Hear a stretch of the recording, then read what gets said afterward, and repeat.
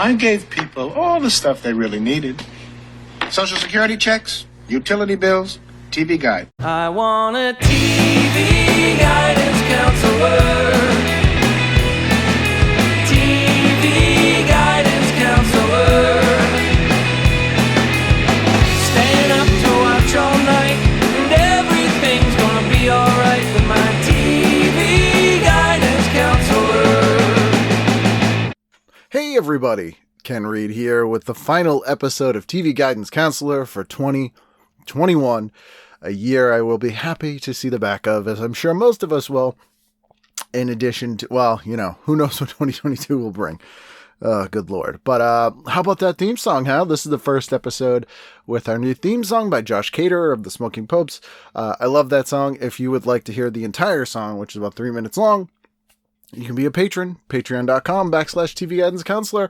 Give as much as little as $1 a month, and you can download that song, listen to it till your heart is full of love for that song.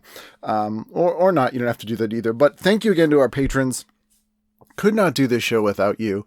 And it really means a lot. I love all your messages telling me how you guys are doing, coming out to shows, which I'll get to. It's a huge, huge, huge thing for me, and a tough time. So this is our annual, which has become an annual tradition, I guess. I think it's maybe the 4th year I've done this. It's me flying solo and just looking back at the year, sort of like those newsletters some people send out for the new year, looking back at the year. I'll be going through, basically just pulling up my calendar and going week by week, episode by episode for the whole year, giving you a little insights, giving you some anecdotes behind the scenes. This tends to be a slightly more serious episode, just as the nature of things, and people tell me they enjoy this. So doing it again this year, and I hope you guys enjoy hearing me talk to you for like an hour and a half of just me. Before we get into the episodes in the calendar, get some of the sadder stuff out of the way. Definitely lost a lot of people this year. I haven't written them down, but just off the top of my head, most recently is Mike Nesmith, which was pretty upsetting to me. I am a huge, huge fan of him. Not only just his music, but, he basically invented the music video, the show Television Parts. He produced Repo Man, and I had a kind of a minor relationship with him. We were email buddies going back about 15 years, maybe more than that, actually, 2007. I don't know what the math is there. But he was very encouraging of my stand-up, and really, really, really just a good guy. And people get older. I understand. And I'd seen him play live a few times, and I was lucky to do that. So that was kind of a blow. There are a number of people who I've befriended through the show, who haven't been guests, but I, initially contacted them about being guests for the show, and then they never really got to do it for a variety of reasons. Either they were busy, or they just couldn't, they weren't doing interviews or things like that, but we'd become friends and chatted every now and then, or when I did used to travel, we'd meet up and grab lunch or coffee, and a number of those people were lost this year. Marky Post was one of them. Would have loved to have her on the show, obviously, but what a nice person and just an amazing career. She was incredibly proud of her husband's show, The Santa Clarita Diet, which I enjoyed. He produced that show. We lost her to cancer this year. Pardon my dogs in the background wrestling. They do that this time of day. Peter Scolari, who I'd never had the pleasure of meeting, but, worked with so many friends of mine and has been in so much stuff that I love. Most recently, Evil. That's the other thing I'll do in this episode, is kind of talk to you about current shows or things that I've been watching this year that I really enjoyed. Maybe you've seen them, maybe you haven't.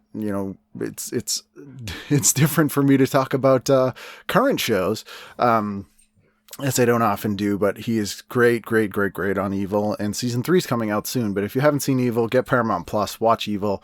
Scolari's great on that. Obviously, Newhart, just saw Family Ties the other day where he was in it, but that was a shock as well. Sean Locke, who is a British comedian, if you are unfamiliar with him, a lot of people in the States know him from being on 8 Out of 10 Cats do Countdown.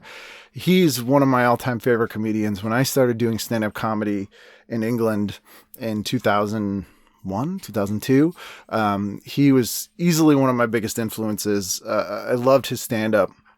It was super blue collar, but also very smart as well. Not that blue collar isn't smart, but he had a very unique air about him. And he did a show called 15 Stories High that started as a radio show and then became a TV series, I believe on Channel 4.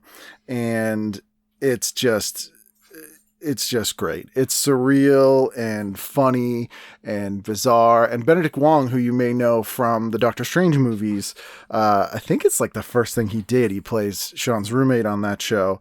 And that's just great. If you like him, he's very funny on that. And it was sad to lose him. Again, cancer that he'd been struggling with for years. Of course, Norm Macdonald, same thing. A lot of us didn't know. Tawny Katane we lost this year, who I had talked to a number of times about doing the show. She was struggling with some stuff, was always an absolute sweetheart. That was a real shame. Ann Beats, we lost this year, who's been on the show. She was one of the original SNL writers. She created Square Pegs and did a number of great stuff. I reposted her episode, and it's great. So, go back, listen to those. I'm sure there's people I'm forgetting. But it's tough. I know we're getting to that age, or at least I am. I'm 41 this year. Where the list of dead people we know grows. And especially in the last 2 years with the pandemic and everything else. I also had 3 people who aren't famous, one was a really good friend I'd known since I was 14. The others were people I knew from bands and from comedy who, over the course of 6 to 9 months were diagnosed with cancer and passed away in the last year. So it's a weird, sad time. And, I'm sure you've all lost people too. And, it does make you sort of reassess what we're doing and, the ways of the world. But anyway, I just wanted to get most of that out of the way up front here, because, it's on my mind. But back to the fun stuff, and my dogs are again wrestling, pulling up my calendar here. Starting with January 2021, and just wanting to set the stage here. We didn't know if we'd have a vaccine at that point. January 6th had just happened, that's a whole other thing. It was, and I'm sorry if people don't like when I get political here, but I'll say that the previous 4.5 years was, for me, a constant anxiety-riddled daily nightmare. It was, I've said this before, I don't think on the show, but, my mother and my sister were addicts and both died by suicide. And when they were alive, it was anytime the phone rang, I had this sense of dread, or like, what is this about? What are they going to call me about? What are they going to yell at me about? What awful calamity has happened today? And honestly, the 4 years of the Grimace administration was kind of like that every day. I'd get up and just be like, what is going on? At a minimum from incompetence. And so, it was nice to have someone where I'm like, all right, I cannot have to watch the news every day or worry about everything every day, or at least I can, watch a movie or something and not be like, good God, what am I missing that the world is ending? So that was good. And still the Four Seasons Total Landscaping incident is still one of the funniest things that ever happened. Anyway, my first guest of 2021 was Dara Ó Briain, who is an amazing Irish stand-up comedian. It was great. And again, that's what I had said last year was one of the good things, which sounds weird to say, but one of the good things about the pandemic is that I was able to go remote and get guests on that I normally wouldn't have access to. So people in London, other cities that I wasn't traveling to. Dara was one of them.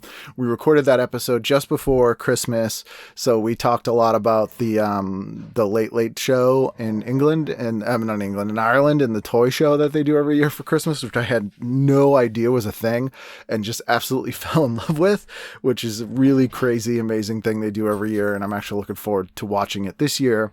My second guest of 2021 in January was Matt Braunger. Matt's a guy that I've known for a decade through stand-up.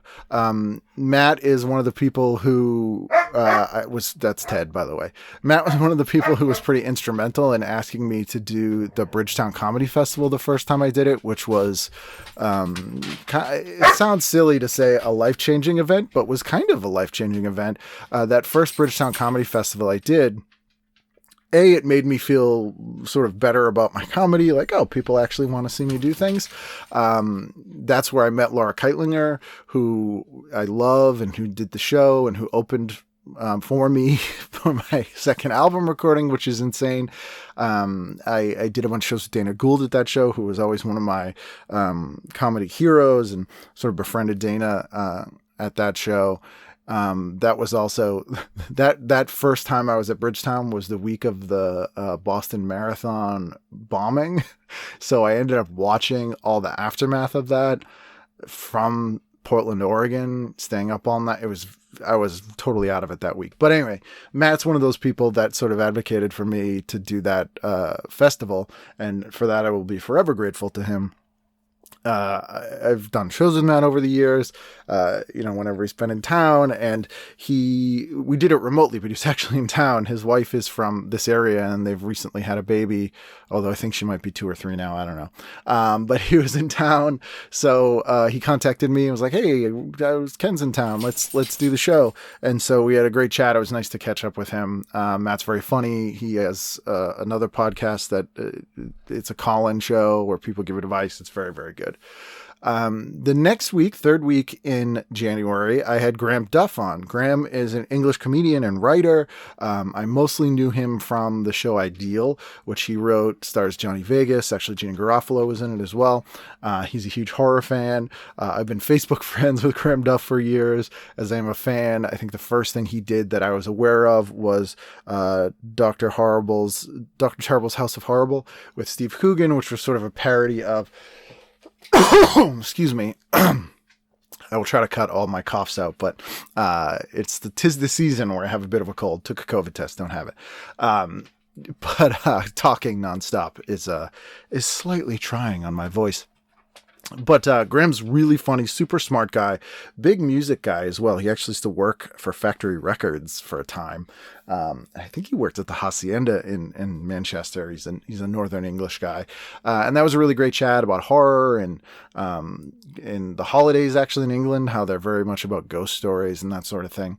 That same week, which is Martin Luther King Jr. Day week. I guested on Alison Rosen's show again. I think I did her show 4 times this year. Always loved doing her show. It's again, someone that I think, because I know a lot of you listeners mostly know me from my appearances on other shows, Alison Show, Douglas Movies, Dana Gould Hour. So I'm forever grateful for those people that have me on their shows to, expose my show and me to the rest of the world and people who might like my show, and the people who've stuck around. I thank you very, very much for that. The next week, speaking of Matt Bronger, Kyle Kinane was on, who often co-hosts Matt's show with him. Kyle, again, a guy that I've known for, I don't know, a decade doing stand-up, and somebody who I've tried to get on the show a number of times when we've been in the same city and it hasn't worked out. So being locked down, had some time to talk to Kyle. Incredibly funny guy. I was glad that we got to chat. We had a really good chat. That was really fun. That week as well, Micah Sherman, who is an old friend of mine, been on the show previously, like 3 or 4 years ago. He has a number of podcasts, and I did one that week, which was like a sort of a win, lose, or draw thing. It was like an improvisational drawing thing. And I didn't win, but it was very fun. I'm not an artist, but I drew some weird stuff. So I can put a link to that if people didn't hear me on that show. That's one of the things. This sounds very egotistical, but this show, this year in review, I like to do a little roundup of the other things I've done. If for some reason you're like, I want to hear Ken on other stuff, and I missed this, and this, then you can hear me on these things. Also that week, I recorded a podcast with Chip Chantry, who's been on the show and is a friend of the show. That was very fun. I'll put up a link to that one there. And then that was the final week of January. Wow, that was 2021. February 2021, my first guest that week was Jim Bowes. Jim is a guy that I'd known for years, a Boston stand-up comedian. We had a good, very Boston-y chat. We talked about how Jim got in fights with people utilizing crowbars. Just Boston stuff. That kind of fun thing. Also that week, it was a twofer, 2-episode week. Episode 450 hit that week as well. And Tyler Spencer was on the show, who you better probably know as Dick Valentine of the band The Electric Six. They are awesome. Tyler's super funny.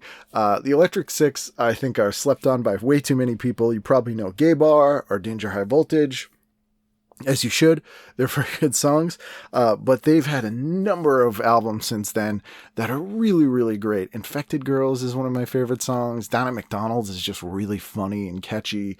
There's a lot of stuff like that. And Tyler is very funny and weird, and I wanted to talk to him for a long time. I got his contact info from another little, it wasn't a podcast, it was like a little interview I did for a thing called Bothering the Band, who had Tyler on earlier, and contacted him, and we did the show. And again, very funny guy, super smart. I loved talking to him about TV.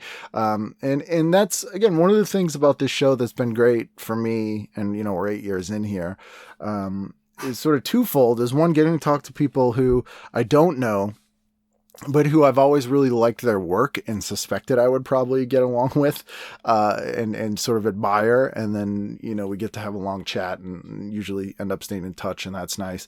And the second part, with things like Jim Bowes and Matt Bronger and Kyle Kinane, is people I've known for years, who either I haven't talked to in forever because life happens, and I get to sit down and talk to them for a couple hours, which is a luxury I don't think all of us get to do in this day and age, or people that I know, through comedy, or don't know really, really well. We're sort of acquaintances or sort of light friends, and I get to sit down and talk to them for a few hours, and that's always a pleasure to get to. You don't get to do that very often, and the podcast is a really good excuse to do that. So the second week in February, this was a weird one. We had another English guest on. This is a writer and comedian named Kim Noble. And Kim was recommended to me by Johnny Vegas, who's one of my favorite stand-ups and who I've been trying to get on the show for years. And Johnny is understandably incredibly busy. You probably know him. He's on Taskmaster and a bunch of other things. But he said, I can't do it. Kim Noble has the same manager as I do. He has a podcast. It's really weird. You would like it. Have him on the show. So I did. And Kim was a strange guy in the best possible way. That episode opens with a phone call he made to... It's very complicated, but he basically found an ad in one of the TV guides, and he contacted the business. That's where that ad is now, and was just talking to them about it and asking them about American TV. And the woman puts up with a lot, but I start the episode off with that call, and it's weird and funny, and we have a pretty good chat after that.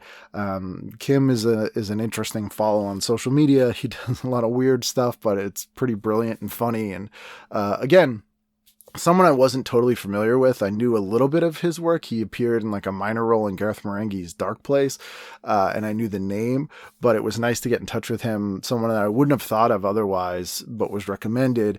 And, we have a long, weird chat about things, which is always nice. The next week is another recommendation to me is cartoonist writer Michael Shaw. A friend of mine, Bob, who hasn't been on the show, but is a great cartoonist, recommended Michael to the show.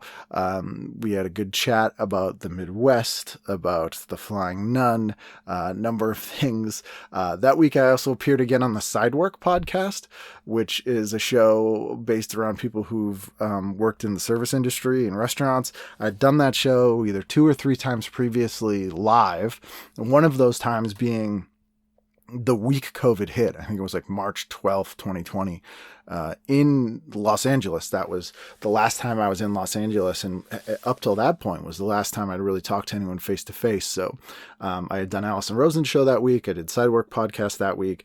And since then, I had done them several times remotely, which is interesting. That was a fun chat. They do an amazing show. They also have a podcast network with a number of shows that you should check out. But that was really fun, as it always is. The last week in February, I had two old friends on, Dan Hirschon, Micah Sherman, who I mentioned earlier. Dan I've known for like 20 years. He's like one of the first people I met doing stand-up here in Boston, and Micah not too long after that. And Dan and Micah have done a number of things together over the years, including a number of sketch comedy albums. They had a new one out in February, so I said, you guys should come on the show and promote it. And that one gets real silly. That's like a long, I think it's like 2-hour episode. I'm a little punchy. I get a little silly with old friends. And again, that's sort of what I was talking about earlier, where, people who I don't necessarily get to see that often, but it's nice to sit down and talk to them at length.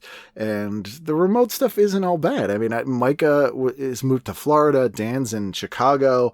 So, I'm in Boston, and the three of us got to talk for like 2+ hours and have a good time. And that was one of the first, this will sound weird because it's February 2021. That was one of the first times I remember feeling like somewhat normal-ish and having fun for a couple hours, and not this like constant sense of dread on that night. And that was a lot of fun. The next week, which was March 2021, it was another 2-episode week. I forgot I did a bunch of 2-episode weeks. I was really pumping them out. I don't know why I said that in like a weird sexual way. I was really pumping them out, guys. I had Abby Critchfield on, and Abby's a person who I'd met doing stand-up maybe like 10 years ago again. Super funny. She's done a lot of great stuff, like very successful things. She's been on TV. She's a really, really funny follow on social media. We'd become more friendly via Twitter, even though we'd met in person before. And I wanted to have her on for a long time, so we did, and it was a great chat. Abby has a couple of social media accounts, one of which involves nail polish. And you must follow her. She's very, very good. She hosts a ton of stuff. She's had a bunch of different shows and podcasts and things. They're all worth watching and listening to. I really had a great time talking to her. Then I took Ted to the vet that week, March 4th. I always feel bad taking my pets to the vet. This was just like an annual checkup, but I don't know. I always feel like, I've done something wrong, or like I'm a bad pet parent. I don't know if other people have that. I also feel that way about my house. Like I'm like neglecting stuff I'm supposed to be doing. For example, this week, my dryer stopped heating up. So I was like, oh, the heating element's broken. So I went online and did an online tutorial about how to change your heating element. And every single one I looked at was like, oh, it's your fault this broke because you don't clean out your dryer enough. And I'm like, wow, I'm a piece of shit. But I did manage to swap it out, which was pretty amazing. YouTube tutorials are the best. I've talked about this before, but growing up where I would try to learn stuff from books, or it just wasn't happening. And I'm really bad at applying like reading an instruction and then how it applies in the real world. And I'm the kind of person who like can't read like IKEA instructions and just kind of gets everything out and starts putting it together, and then it's wrong. But I'm like, good enough.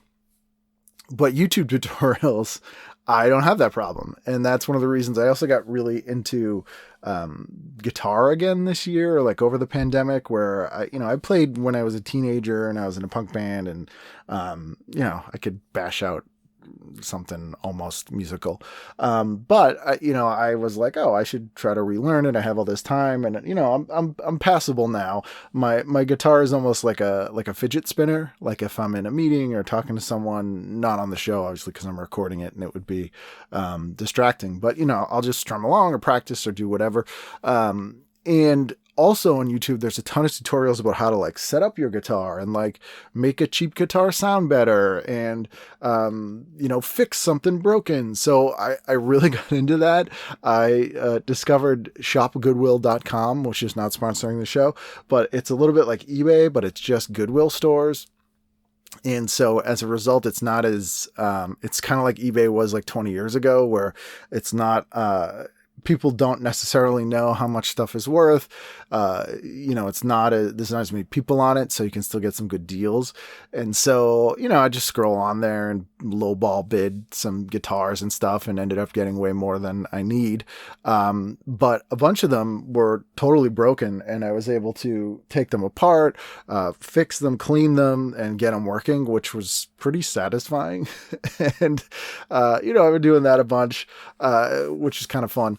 I don't even remember why I brought that up. Yeah, just because I had fixed my dryer. Isn't this exciting? Don't people love it? Second week in March, I had Blaze Mancilis on. Blaze hosts a podcast. He's an actor, a comedian, New York-based, friend of friends who I didn't know, weirdly, but really enjoyed talking to. He was a really interesting guy, and that's a fun episode. The next week I had Tom Detrinis on, who's a playwright, writer, again, someone I didn't know, but was recommended by friends of friends. Great guy. Really loved that episode.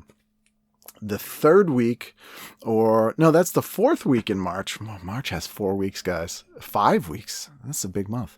Was a really great episode. I had Catherine Mary Stewart on, and she's an actress. You probably know her from like Night of the Comet or The Apple or a million other things. She's one of the very first people I contacted about guesting on the show back in 2014.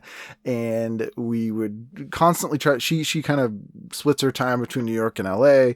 And, when I was in New York, she'd be in LA and vice versa. And, it just never worked out. We'd met a couple times at conventions and chatted, but conventions are kind of the worst time to try to record anything. I mean, they're strange now, but, and I have recorded stuff at conventions if I've done them on stage or, in front of people, but any time away from the table is sort of money lost for people working at a convention who, they're signing autographs and taking pictures. So they don't want to do it during the day. And then after the convention, they're pretty much wiped. They've been having to be social and talk to a million people all day. And I think the last thing I want to do is talk to somebody. So they're really bad times to do interviews or get people to do podcasts. And it took me longer than it should have to realize that, because I used to, before in teen, get musicians on all the time. And the reason that was really easy is because when people are touring, they kind of have nothing to do all day before the show. So, musicians and comics and stuff, it was pretty easy to get them on the show if they were touring and in town, because they're like, sure, I'm sitting around my hotel all day, which is sort of the opposite of a convention. So I kind of applied that to the conventions, and it's not a one-to-one translation. So it never really worked, but I said, hey, let's try Catherine again because we're all in lockdown. And so we got to sit down and talk, and she is an absolute sweetheart. She's done so much cool stuff. I mean, she's been in more things than you remember she was in, I bet. And couldn't be nicer. Had a bunch of great stories, super down to earth.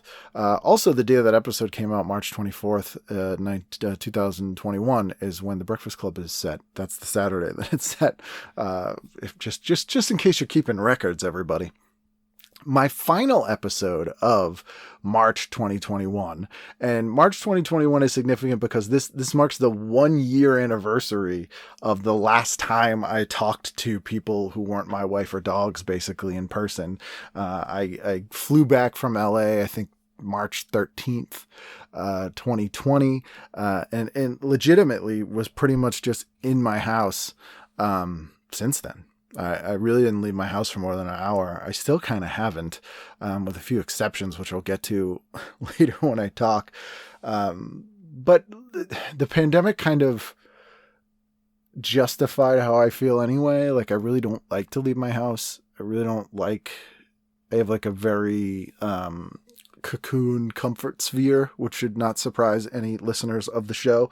And so it kind of was good excuse for me to lean into how I feel and want to be anyway, if that makes sense. So, a year didn't seem crazy to me.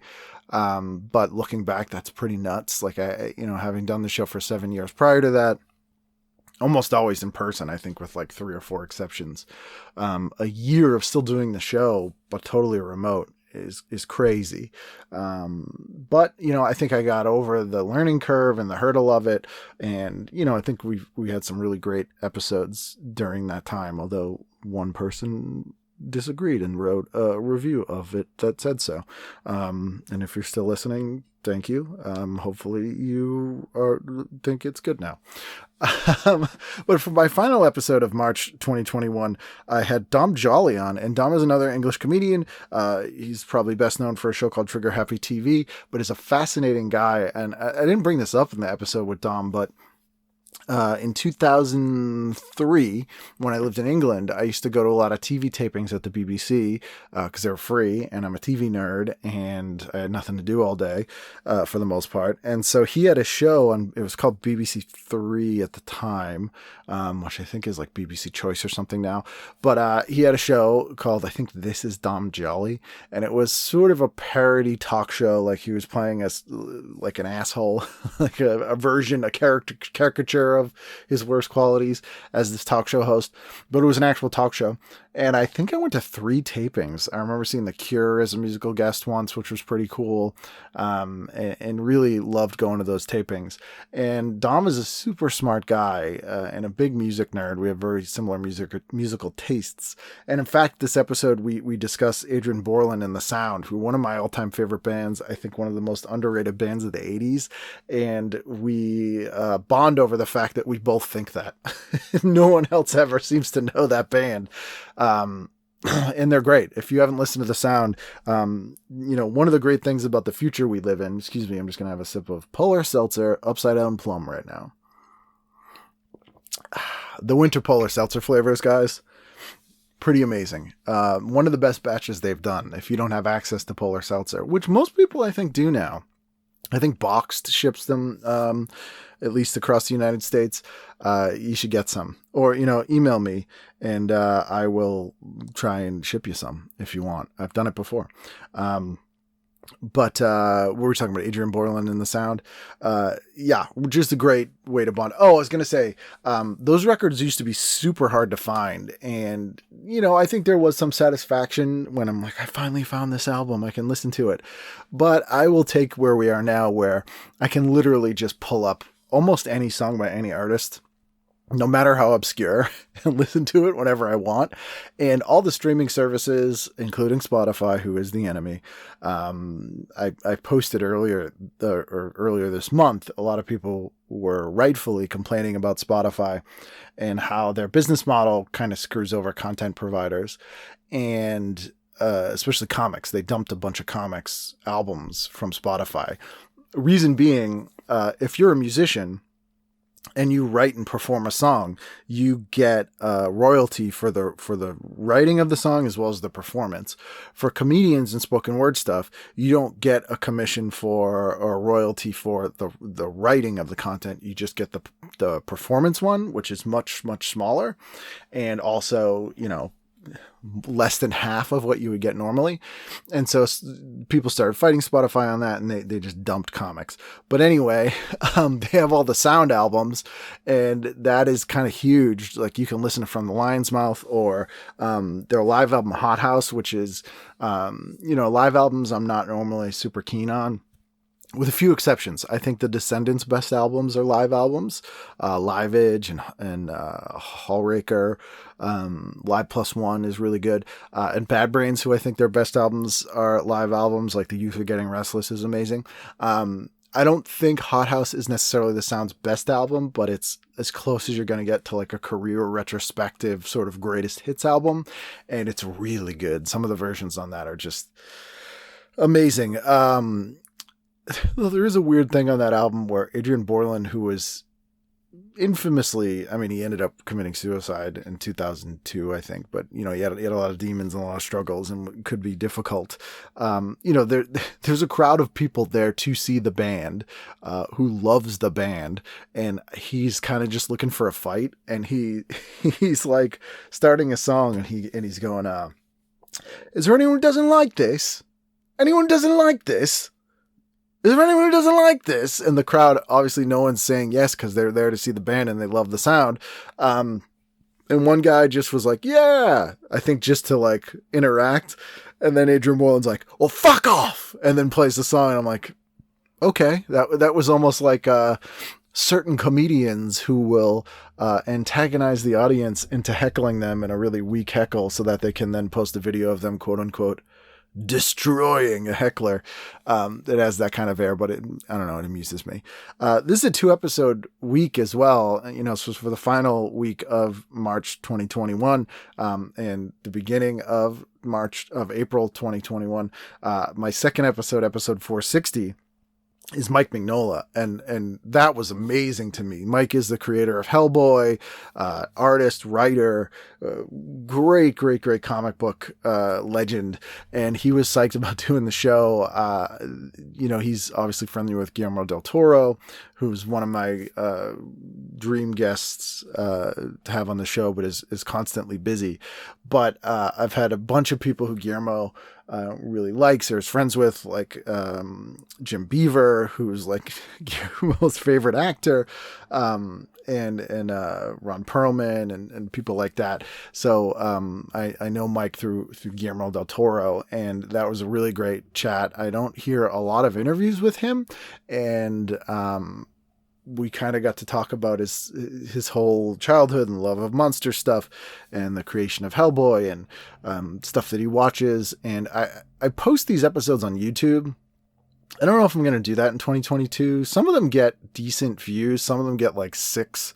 But the Mignola one got like 10,000. And so I can never tell which ones will do well on YouTube. Like, I put them up there because I'm like, hey, any time people find the show is good. So, you know, any route that they can do that is cool. It takes me a while to edit those ones to put them up on YouTube. There's not like a lot of editing because I just do static stills, but I mean, it takes like hours to render and post. So I may not do that going forward. Let me know. You can email me at tvguidancecounselor@gmail.com, or ken@icanread.com, or, you know, message me on social media. I'm at Kenneth W. Reed, REID, or at TV Guidance. Let me know if you want me to still do those on YouTube. Excuse me. I'm editing this episode very lightly, because it's a quick turnaround. So sorry, you're going to get coughs and things in there. I'm doing my best. But I may also instead just do like clips, up on YouTube. Also, and I record the video of all the Zoom chats that I do, as a backup for my audio. I always tell my guests I'm not going to use the video. Some of them are like, yeah, it's cool, you can use it. Some of them are like, cool. Would you want to see that video or like clips from that video? I can go back for the people who said they didn't mind if I use the video, and I can edit some stuff together, or like going forward, maybe I'll just do some clips of stuff. Again, let me know if that would be interesting, either for patrons or, you know, whatever, whatever, patrons or whatever. If you're not a patron, you're whatever. Patrons or, you know, other listeners of the show, I'd love to hear what you guys think there. That week, that was Easter week. I guested on the Found Footage Festival guys EP Mode episode, which they do a weekly show called VCR Party, which is fantastic. They were doing this before the pandemic, and I love those guys. They've been on the show previously, but I really embraced the VCR Party show. It comes out every Tuesday. I started watching it weekly. Actually, Rachel and I, we make a playlist of like the YouTube channels that we watch for the week, and then on Friday night we have a pizza, although Rachel's a salad now. I should probably have a salad too. I can get to that later. And we watch all the YouTube subscription stuff on Friday nights, and we've been doing that for the whole year, and I really love doing that, to be honest with you. And VCR Party is sort of a linchpin of those things. And so I guested on their EP mode. So if you're a patron of their, I think a $5 and up patron of their show, every week they do a thing called EP mode where where Joe and Nick and sometimes a guest, they watch an entire unedited video and kind of comment on it as it goes along. And a number of years ago, I had given Nick like 7 episodes of Dollar Bill's Discount World that I had taped in the early 2000s. And this was a guy who ran a discount store up in Derry, New Hampshire, quarter mile north of Frost Farm, quarter mile south of Clamhaven, as he says. And Rachel and I used to go up there like every week. And he used to rent basically a half-hour infomercial on this local New Hampshire station every Saturday morning at 7 a.m. And he'd do a new show every week. And he would just walk around the store and tell you what was on sale. And he was a real character. And so I gave Nick these episodes years ago, and he kind of rediscovered them and played some clips on the Christmas VCR party, I think. And then he decided to have me back on to do the Easter one. It was really fun. I also guested on the next week's VCR party where we showed a lot of these dollar bill clips. It's become like a running joke because Dollar Bill does like this weird noise where he'll just be like, "Hey, we got this on sale." "Yeah, baby." And when he does that, like almost Herman Munster, it's like, it's very weird noise, but Nick does it very well and people started doing it and it was just cool to see this dumb thing that I taped from locally, 20 years ago, be on the show and people commenting on it. And that was always fun. So, if you didn't see VCR Party, I guested that week, that first week in April, the April 6th episode. I forget the episode number, but I can put a link up here in the show notes and all that kind of stuff.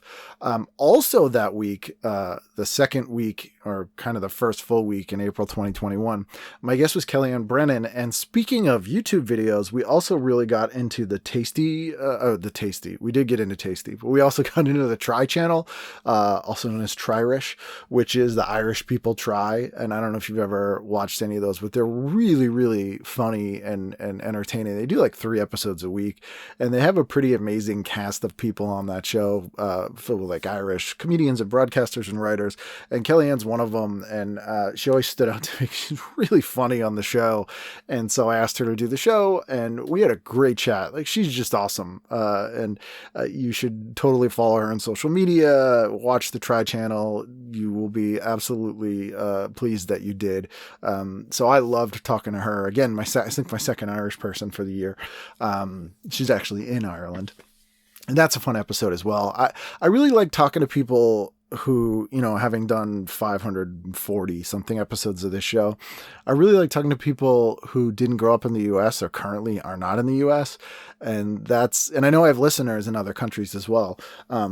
So, obviously the show is very US centric because I'm in the US, and a lot of TV is pumped out of here, but I love talking to people who grew up in other countries because it's really fascinating to hear either their local stuff that I'm unfamiliar with, like the toy show and the Late Late Show, was the Big Toy Show or something, or like what weird American stuff we sent their way is always kind of interesting. So I love having people from different countries on. So this was a really good opportunity. So we went Dom Jolly from England, Mike Mignola, America, and Kellyanne Brennan from Ireland. This is a pretty good 3 episodes in 2 weeks. Also, this is a big deal for me. On Saturday, April 10th, I got my first vaccine, and and a lot of people said this, it was very emotional at the time because it was pretty hopeless for like a year. And, obviously things have evolved since then, but being able to get it was crazy. Rachel had got hers in February. She works for a medical company, so they got it for her, but I wasn't eligible until April. And so I had to go down to Gillette Stadium, which is where the New England Patriots play, because this was when it was still hard to get vaccines. And we had like certain sites that you could go to get these vaccination appointments. So it was like an hour drive. I drove to this big football stadium, got my vaccine, and then you had to wait for like 20 minutes so you didn't die. And they had you walk around the stadium. I'd only been to that stadium once. I saw the Rolling Stones there in like 2002 or something.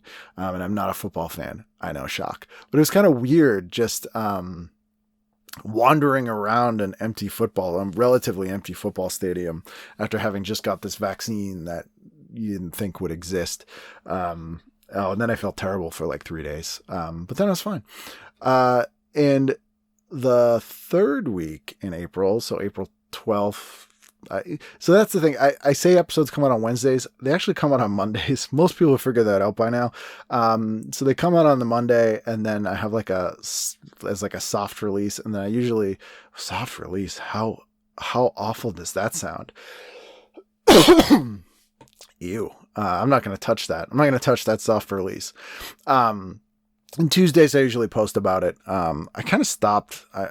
I'm just going to delete Facebook. Does anyone interact with anything I do on Facebook? I barely go on there. I set up my episode release notifications like in advance, and then they come out. But I don't, I think there's a couple weeks I missed posting it on Facebook, and I don't think I had like fewer numbers that week. So I wanted to delete that. I don't really use it. It's a terrible platform.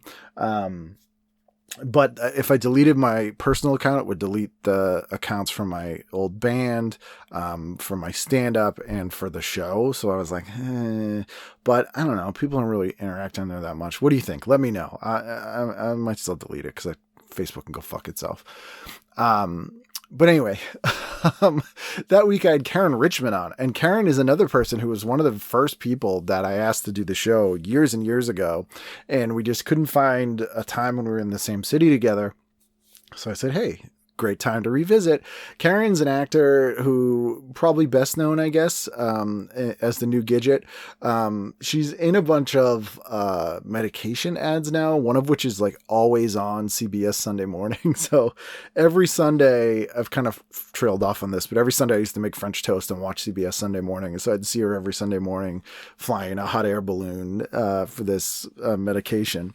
But she's great. Couldn't be nicer. Super down to earth. And it's done just amazing. Her career is nuts. She was on Grease on Broadway. She was in a band. She's been in the Brady Bunch. Just a ton of stuff, and could not be nicer. And I love getting a chance to talk to her. That's a really fun episode. This is another 2-episode week. I was really killing it at the beginning of the year, huh?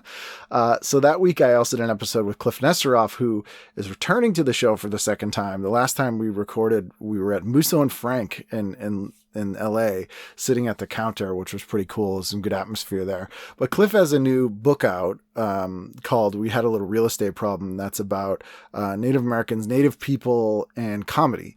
And it is such a good read. I cannot recommend it enough. 100% buy that book.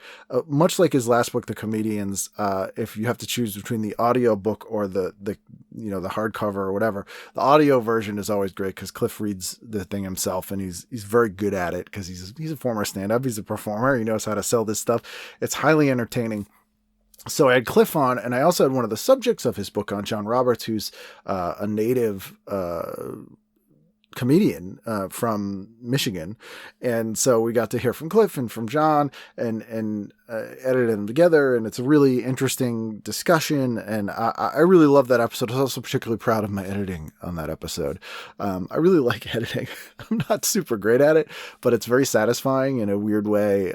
Doing stand-up for so long, you go up on stage and you do your whatever, and it's gone forever, with few exceptions if you're recording something, which is kind of good. Like that's very freeing. Like you go up on, and I tell that to new stand-ups where I'm like, the best part of stand-up is, unless you're really, really, really, really, really, really bad or really, really, really, really, really, really good, most people probably aren't going to remember what you did, or, they'll just move on. So that's very freeing.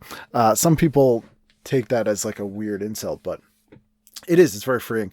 But anyway, it also, the inverse of that is, the stuff is gone. And so I like editing things and having like, they're digital or whatever. Nothing's permanent, but you have a sort of product at the end. And when you've made it sound somewhat professional, it's very satisfying. And so that one I was particularly proud of how I weaved the two interviews together. Then the next week I had Philip Iskov on, who is a writer. He's a podcaster. He does the Party Like It's 1999 show. He also was one of the co-creators of the show Sleepy Hollow. That was a great chat. We got deep into ER, which has come up a lot this year, which actually weirdly appropriate. And that's a great episode. I really enjoyed talking to him. The final week of April 2021, I talked to Chris Morgan. Chris is a listener and a longtime listener, first-time caller, who has written a number of books, but had a new book out about Nickelodeon and the rise of Nickelodeon in the 80s and 90s. So we talked about that. That was a fun episode. That week I also appeared on Paul Gobel's show called All the Game Shows. He does a web show where it's all the game shows. That was really fun. Met some people on that show who will be future guests on TV Guidance Counselor, and Paul will hopefully be a future guest on TV Guidance Counselor at some point. But that was a fun episode as well. And that is April 2021.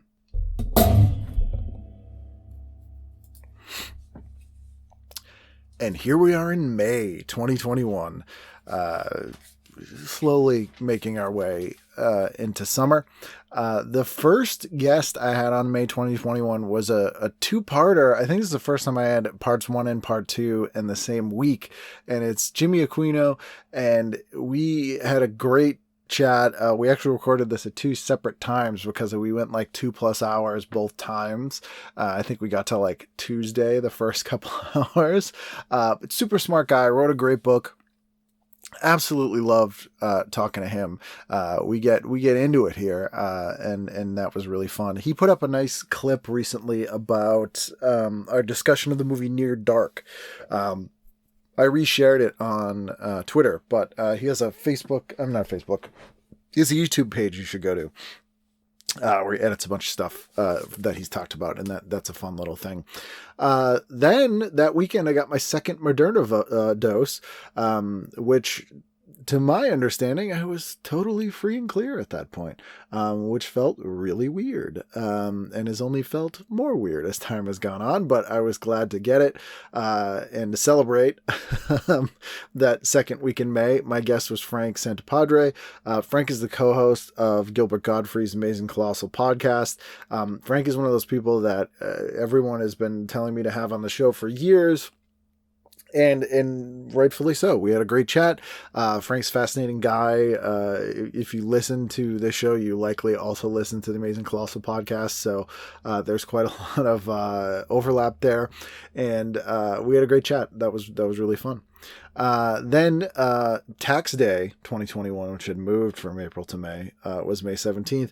And that week I talked to Anne Dudek, and Anne is an amazing actor. I first saw her in a show called The Book Group, which was BBC Scotland. And she's been on Mad Men and a bunch of other stuff. Just really, really cool, fun, smart lady who is from Boston originally. And I was really happy to talk to her. And the same week, I had a returning guest for episode 470, who's Scott Ryan, who's an author.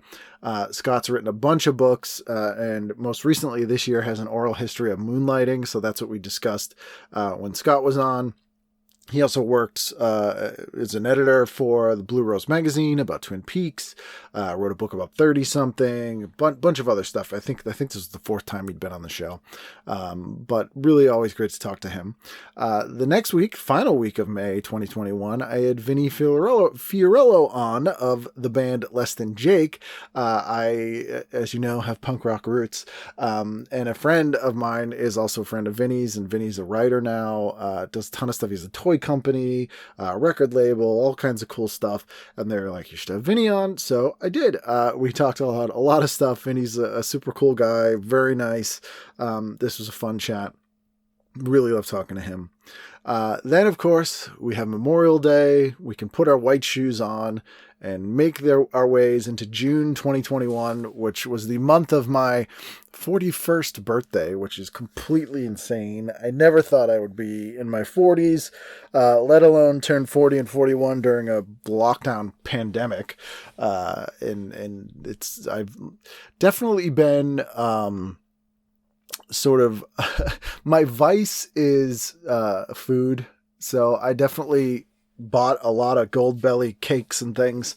Really, really comfort eating like, mac and cheese and just like cheese pizza, like stuff that I liked as a kid, which is weird.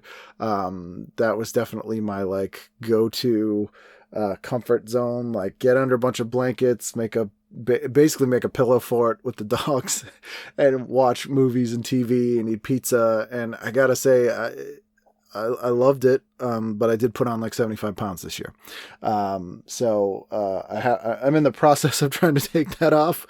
Not as easy as it used to be, I'll tell you that.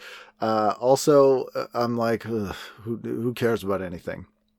But I'm trying. I'm down 10 pounds, so hopefully I'll get back to about 200 pounds. I'm 6'3", so about 200 pounds is about right for me. But God knows, this year, health-wise, God. Anyway, that first week in June I always love. As I said, it's my birthday month. It's kicking off summer. I have a lot of fond memories in June generally, so I'm usually in a fairly good mood in June. And the first guest that month was Chuck Hogan. And Chuck is, again, a local person, but he wrote the book Prince of Thieves that became The Town. He co-wrote and co-created The Strain, again, with Guillermo del Toro. There's a Guillermo connection there as well. Chuck followed me on Twitter, which amazed me. I was like, really? That guy's an actual person. He's great.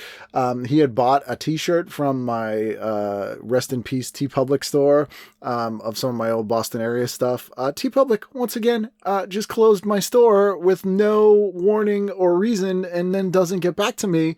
I recognize that the designs I was using were of defunct businesses, so, maybe that's copyright questionable, but a lot of people do that. I suspect there's a company around here who's made a real push for doing these defunct store shirts like Caldor and Whalum Park and, stuff like that in New England, which they don't have the rights to.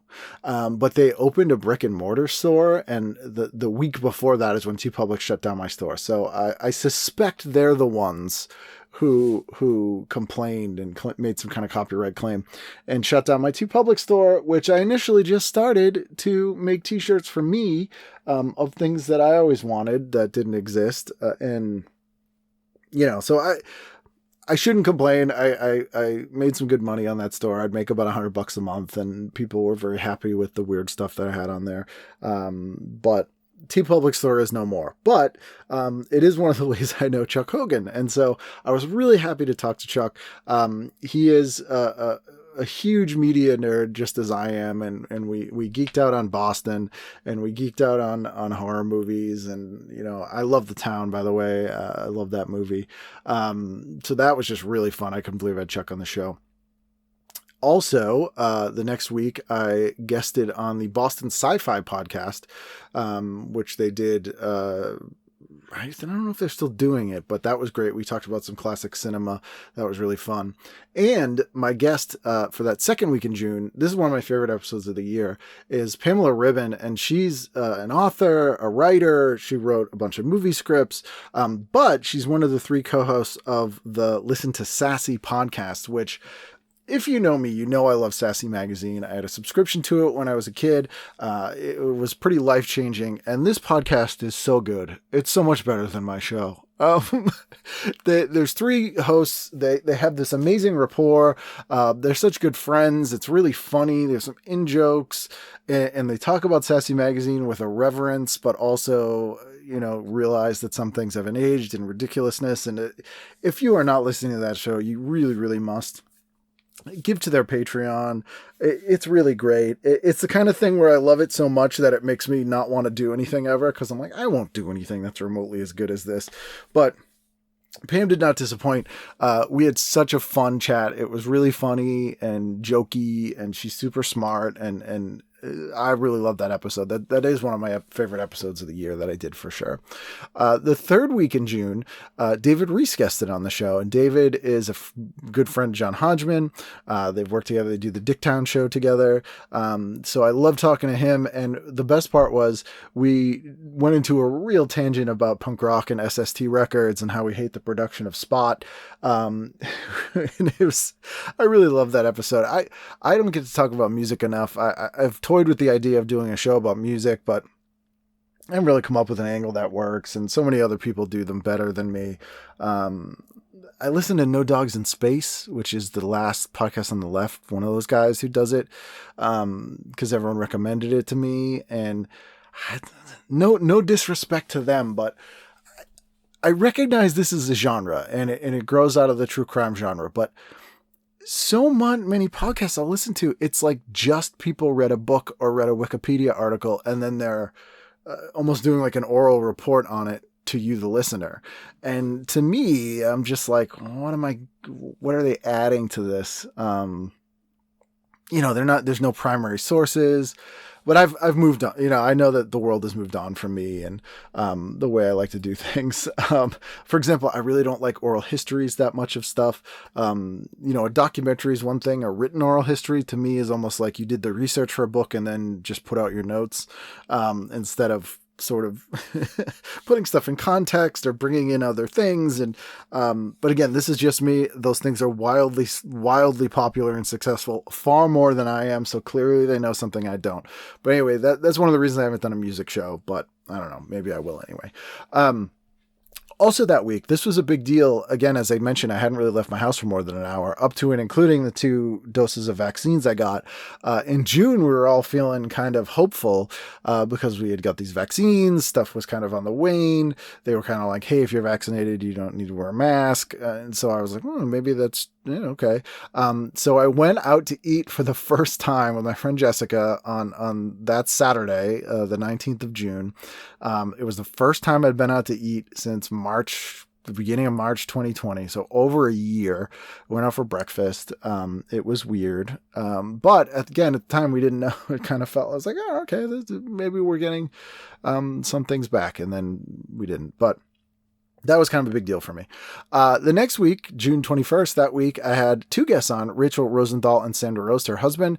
They have a podcast because there's an age difference between the 2 of them. Well, that's not why they have the podcast, but that's the sort of premise of the podcast. And so that was really interesting. He's, I think, 10 years younger than her. We talked about TV with this generation span, and they were really fun. Rachel's an old friend. Hadn't talked to her in a long time, so that was really nice to get together and talk to her.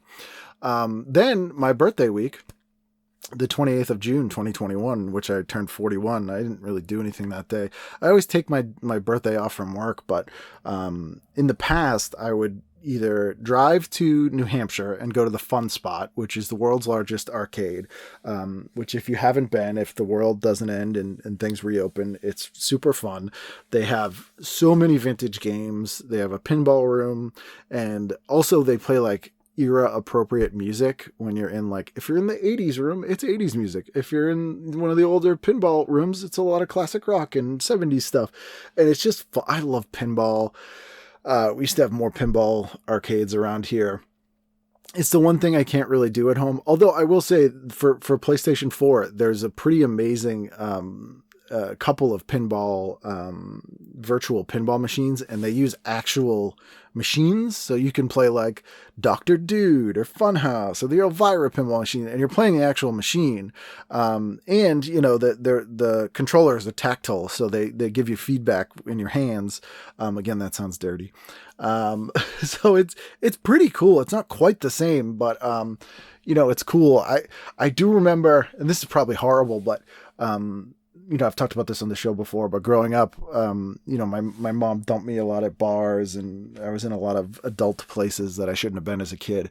But I would usually just end up playing pinball because there was usually a pinball machine, or messing with the jukebox. And I do have sort of fond memories of that, even though it's kind of like you got dumped at a bar when you're 5. So I love pinball, and the Fun Spot's great. So usually I would drive up there. There was a place called Hart's Turkey Farm up there, and I would get like a Thanksgiving dinner. Like I love Thanksgiving dinner, and so getting to have that in June is always fun. And then they'd have this amazing coconut cake, and that would be my birthday. Or we'd go to Hampton Beach, which also has arcades. I love sort of beachside arcades and boardwalks and beach food, and get fried dough and beach fries and all that kind of stuff, or go down to Rhode Island and do the same thing. Haven't done it the last 2 years. Didn't do anything big for my 40th. Also my 39th, I was having like a really existential midlife crisis, which now I'm kind of like, whatever, who cares?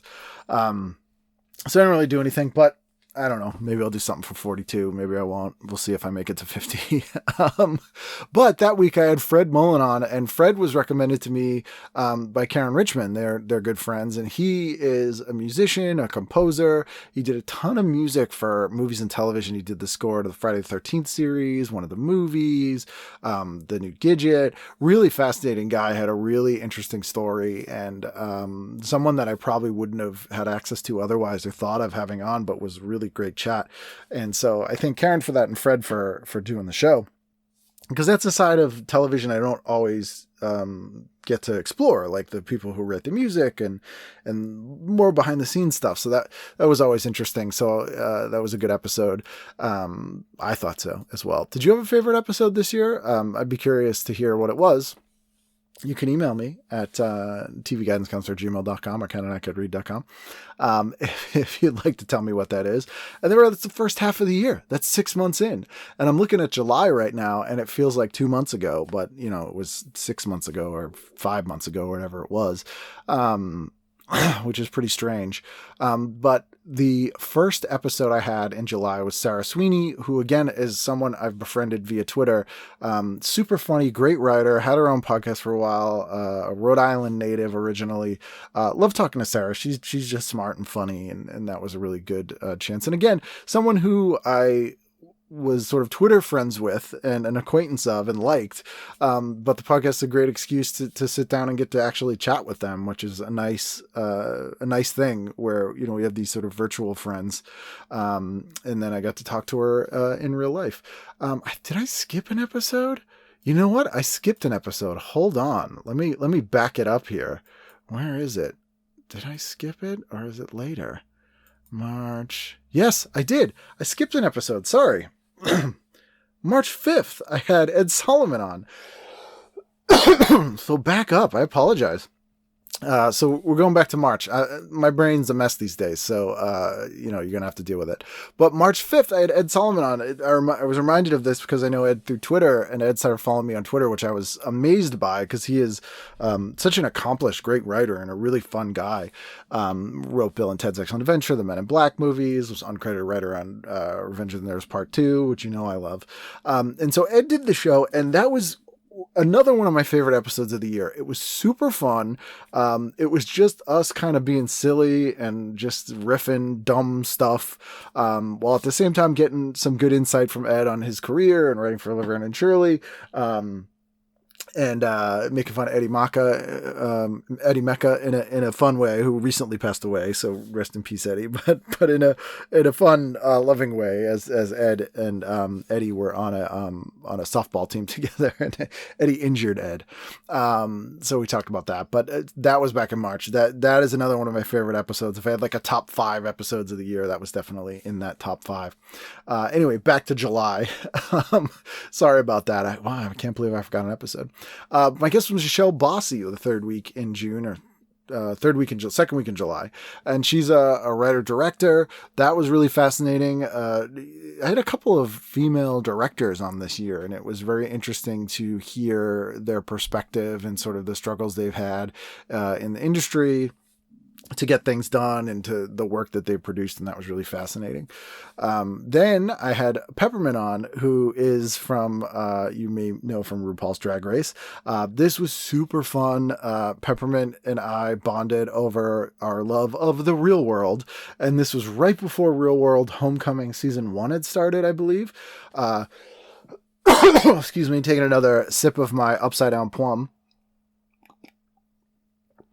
Oh, that's good stuff. Polar Seltzer. Again, doesn't sponsor me. But if you didn't watch The Real World Homecoming, The Real World, especially the first few seasons, were so formative for me. As a kid in Boston and not having sort of cool older people to look up to, I kind of used MTV at the time for that, and especially The Real World. And, everyone felt really cool and sophisticated.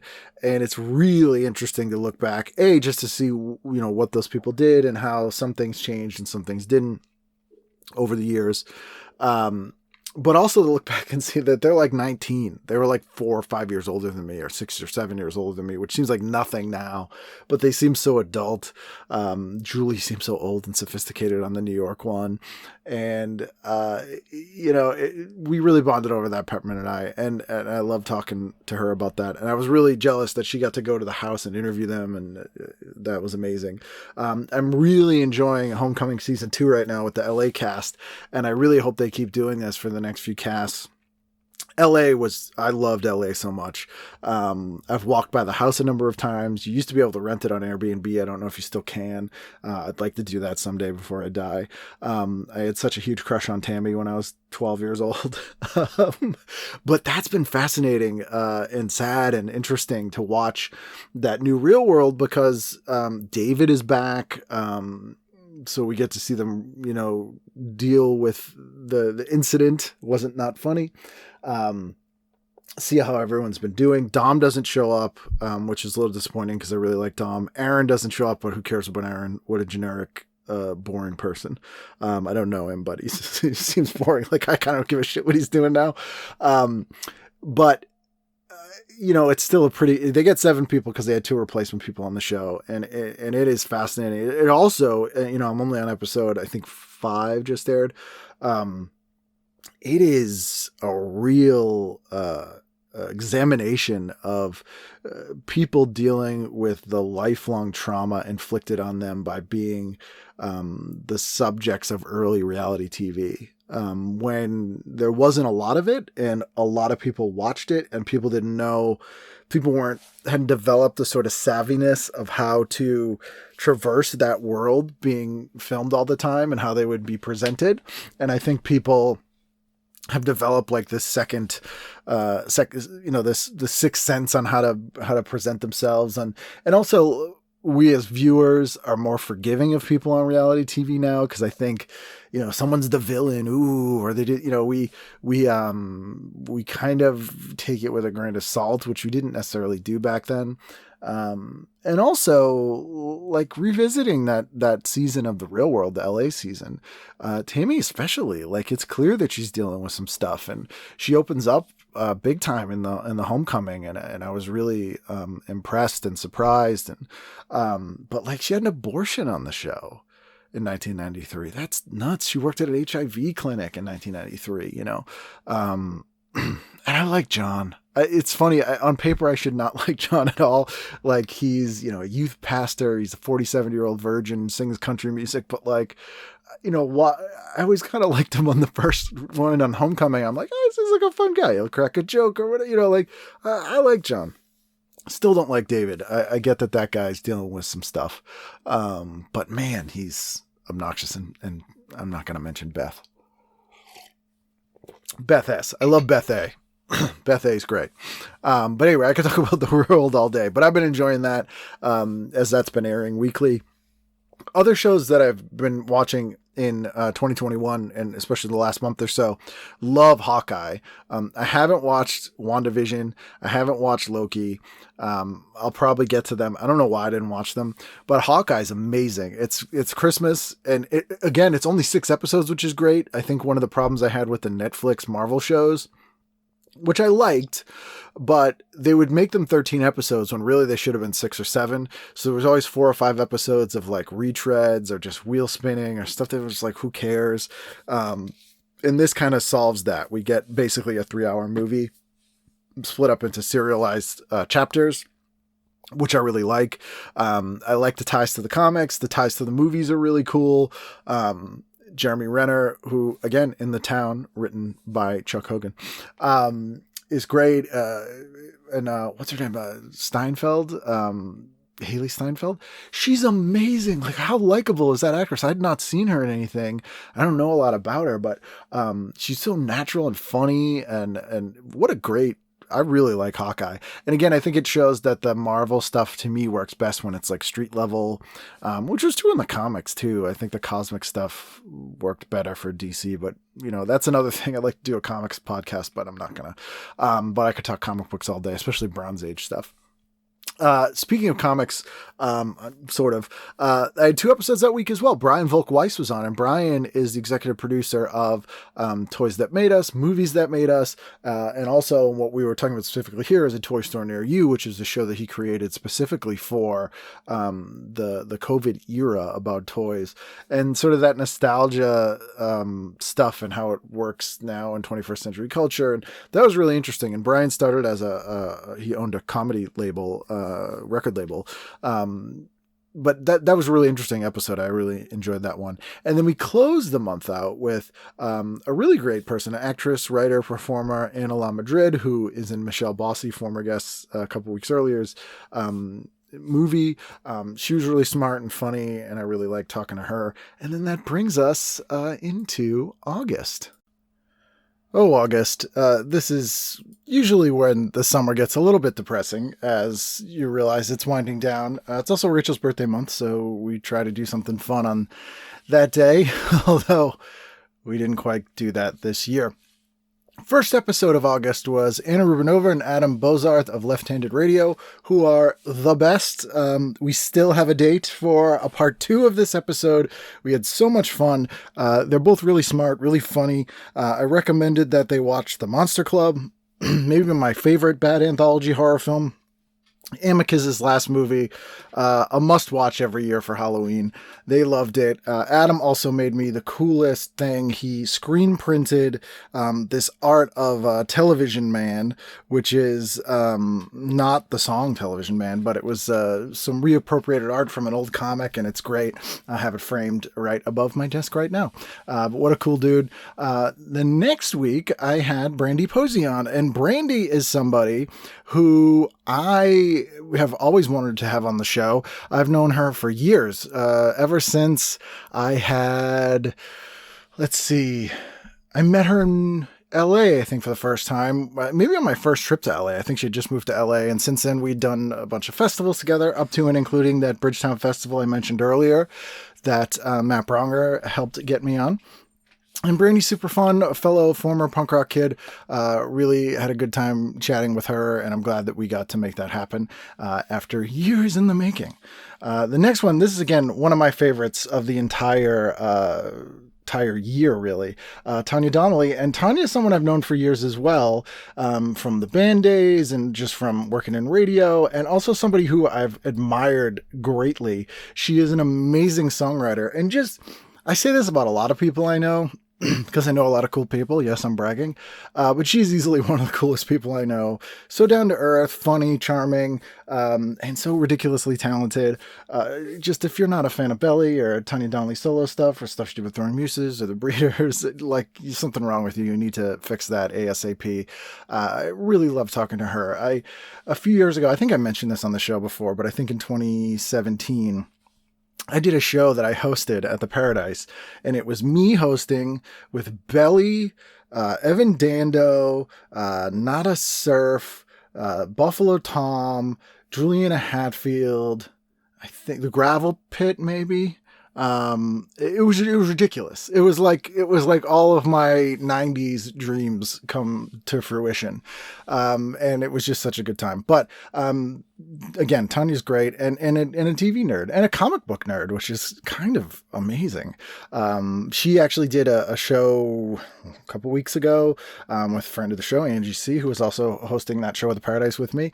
And Josh Cantor, the, organist at at Fenway Park. Someone told me, who was it? I was talking to someone and they were like, oh yeah, he plays the organ. And I was like, which organ? Cause that's a joke. That's like a dumbass dad joke that I would make. And they were like, oh, I don't know. I think it's a Farisa. And I'm like, I'm not even going to try anymore. But anyway, they did a show and it was the night that Mike Nesmith passed away, and Tanya did a version of Different Drum that night that I had to see later on social media, but it is just heartbreaking and great, amazing, and she's so good. The next week, I had Stanley Livingston on, and Stanley played Chip on My Three Sons. Stanley is someone that I didn't know, but again, was introduced to me by Karen Richmond, who the new Gidget, who again couldn't be nicer. That's two people she introduced me to that she thought would be great for my show. And just what an interesting guy. What a career that guy had, producing horror movies. We talked about how he was a monster kid, which I don't think he's talked about anywhere else. And that was really interesting. Just the early days of television, he was kind of there from the beginning, and just the strange footnote in history that is My Three Sons and how long it went on and the reason it exists. Also, if you want a good crash course on My Three Sons, the Knickknacks channel on YouTube, which goes through every single show that's ever been on Nickelodeon, including some Nick at Night shows because they air during the day. Anyway, their episode about My Three Sons is excellent. I hope to have him on the show actually in 2022, but great show. That was fun to talk with Stanley about that. On to September, back to school. I still always get back to school anxiety in September, even though I literally haven't been in school in like 20 years. I think it's been 20 years. When did I graduate? 2003. Almost 20 years I haven't been in school, and I still get anxious on Sunday nights, even though work is fine, and I still get anxious when it's September to go back to school. And I want to do some school shopping, maybe want to buy a new Trapper Keeper, which is another thing that actually reminds me. In my effort to keep busy and to provide more content for people and for the patrons, excuse me, talking this long without stopping is difficult for me because I don't train my vocal cords as I used to. I actually never did. But anyway, I started doing like reviews on YouTube. So I reviewed some food items, and then I started going down this path of scented candles. So I was on Selena Kopic's Candle podcast, 2 Wick Minimum, I think in 2020, which was really fun. If you didn't hear me on that, it's legitimately one of my favorite things I ever did podcast wise, because I am a huge fan of scented candles. I have 2 going right now.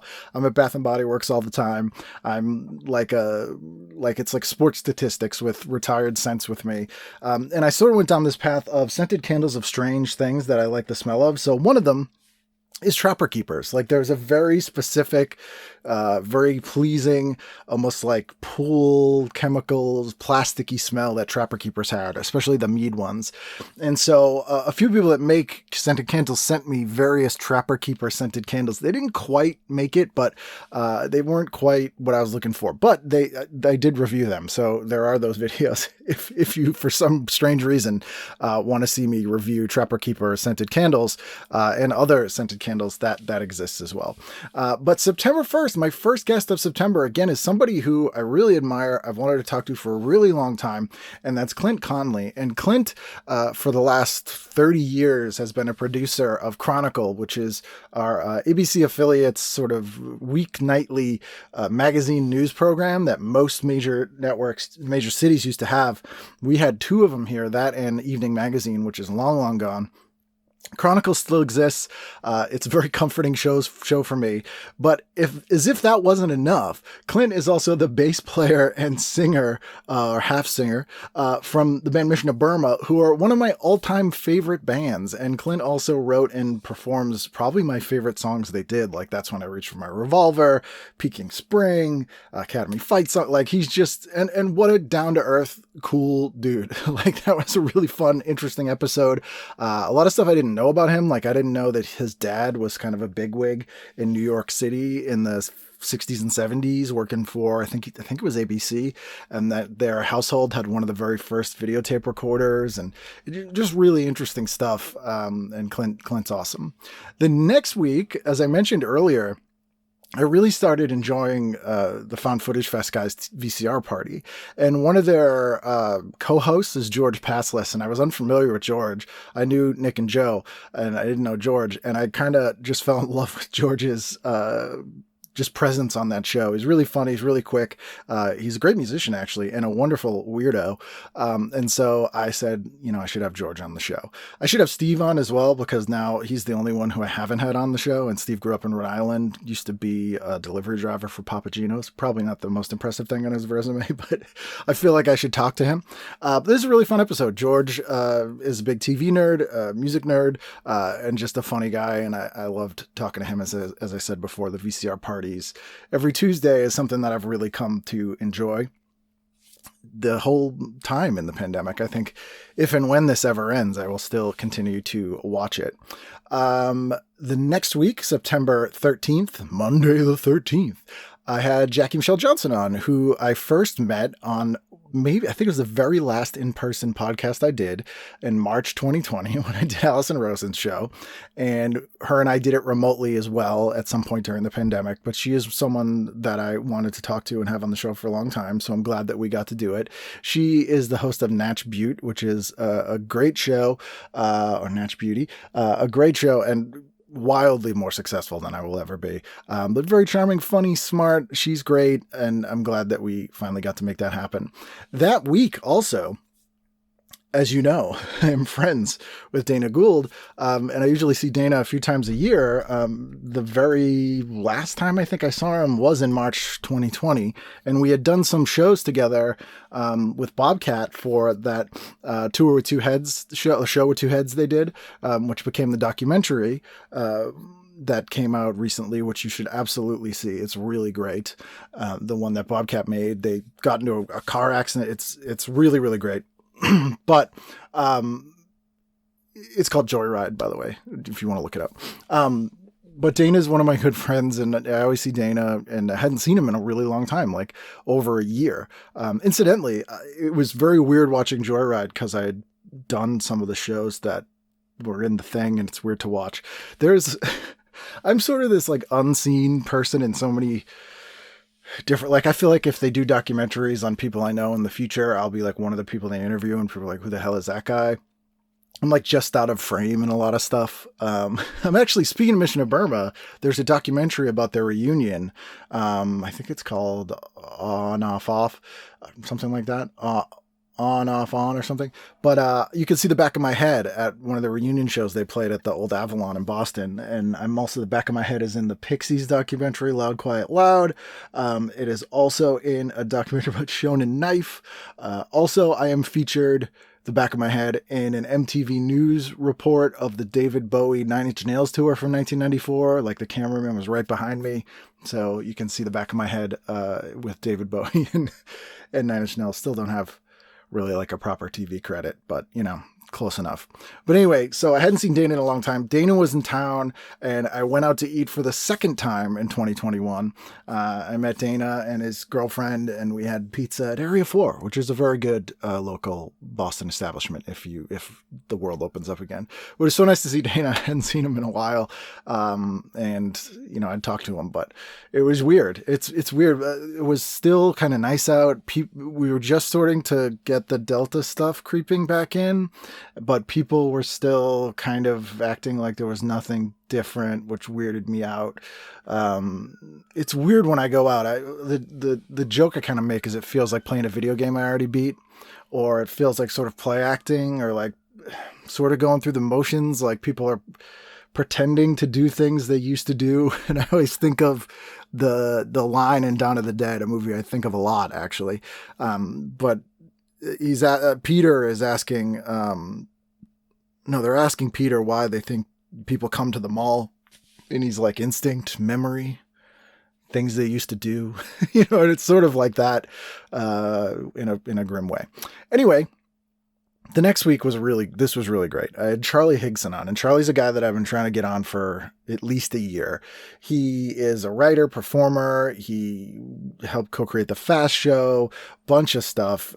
Just really smart, funny guy. He was in the band The Higsons, and he's super busy, and it's been very difficult to to get in touch with Charlie or find some time that he was available, and we found some time and we talked, and I love this episode.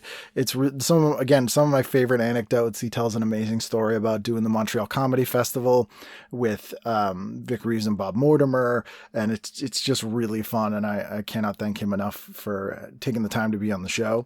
And again, another UK person, so I love the fact that I've been able to expand this to other countries, and I'll continue to do that. Hopefully you enjoy that as well.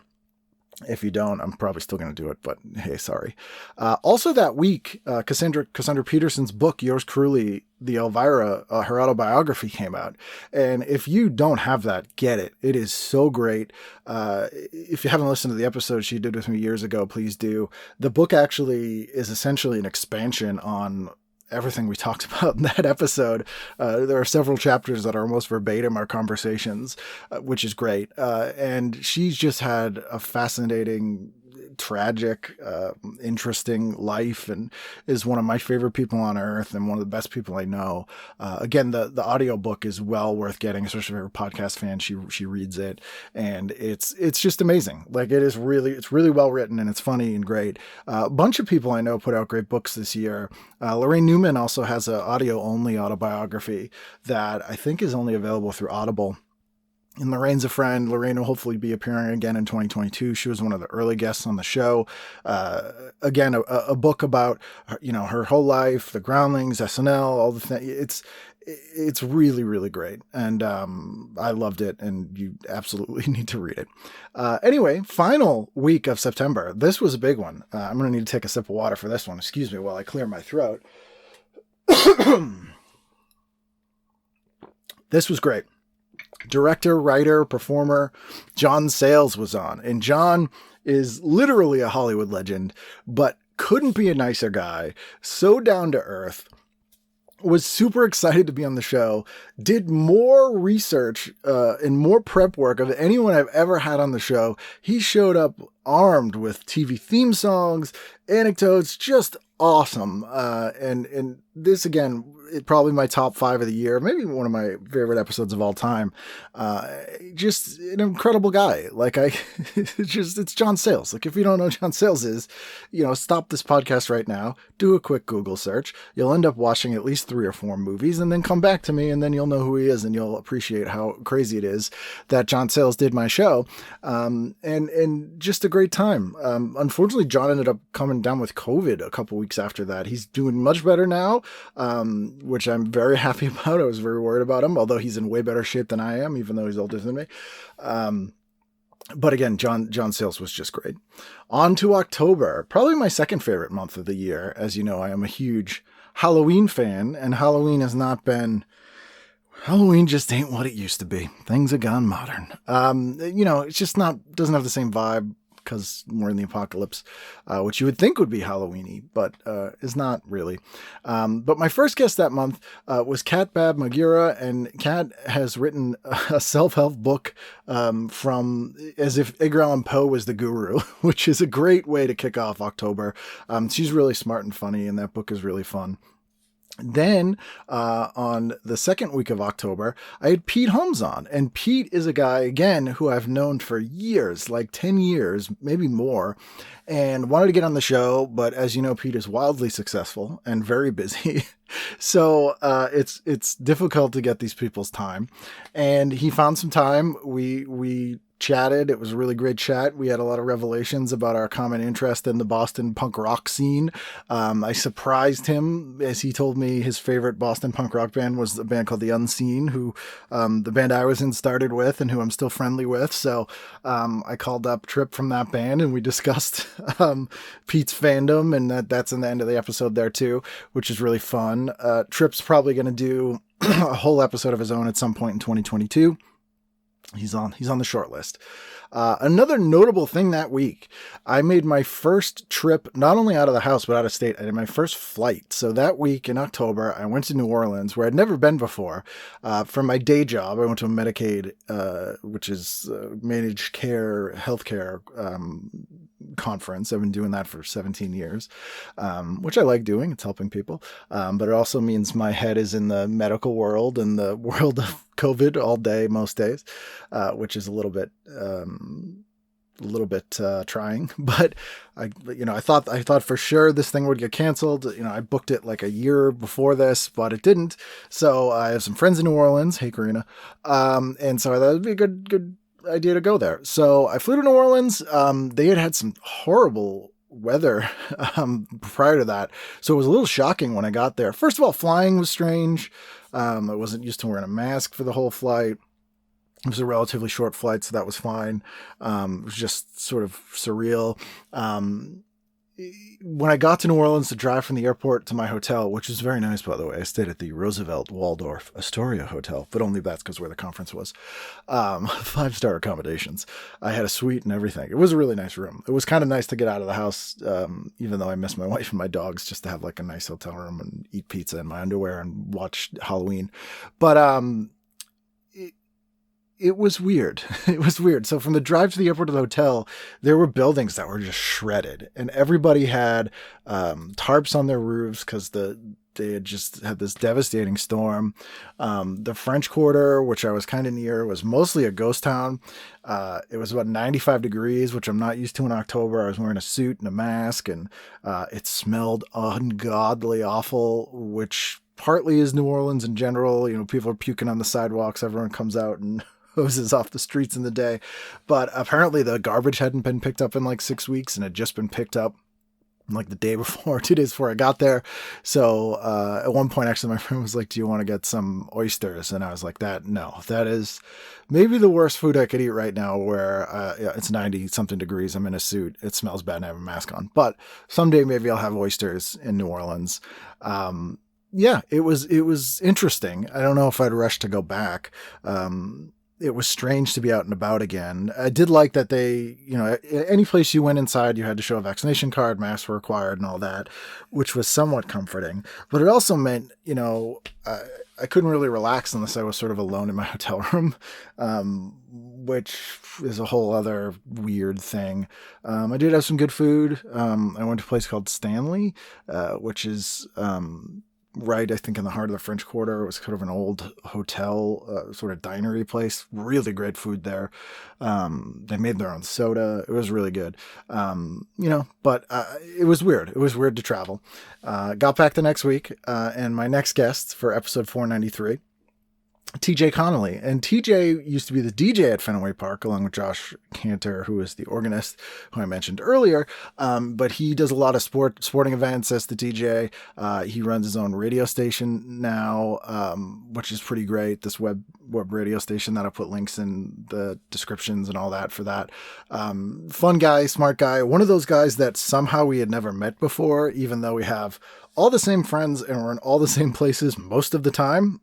I don't know how that happened, but it was nice to finally sort of meet and talk to him, and that was a fun episode. I really enjoyed that. Then we get to Halloween 2021. We hadn't done one last year, and I know people wanted one, and so we made it happen this year. Lamont Price was back, fan favorite. He's one of your favorite guests, and I love Lamont. I hadn't really talked to him in a long time, at least, voice to voice. And had a new guest on, Walter Sickert, who had his own show. We did this as a 3-parter, so their podcasts came out at the same time. They both have their own shows, and I guested on theirs, they guested on mine. So it's like 4 hours of Halloween talk, different topics for each show. So if you didn't hear the other 2 parts and you're fiending for Halloween, definitely go back and listen to that, because it's fun. That week, I also guested on Junk Food Cinema. I co-hosted the episode that week because Carl was busy because he's famous and writes Doctor Strange movies.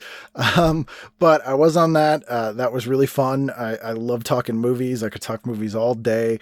We talked about is a made-for-TV movie. We talked about Trilogy of Terror, which is famously infamous, and that was a really good time. So if you didn't hear that, check that out. That week, speaking of horror movies, I had Jeff Lieberman on, and Jeff was on Dana Gould's podcast earlier in the month. Jeff has a book out, a great autobiography that you should absolutely check out. He directed the movies Squirm and Remote Control, which I always bring up here, Just Before Dawn. Just great, weird, quirky movies, and really interesting guy. That's a fun one.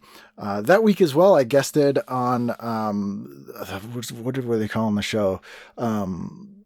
I did a podcast about Night of the Living Dead 1990, and I loved that. I could talk about that all day. Zombie movies, especially the classic Romero sort of cycle, I could really talk about all day. And that was really fun. I had a really good time guesting on that one.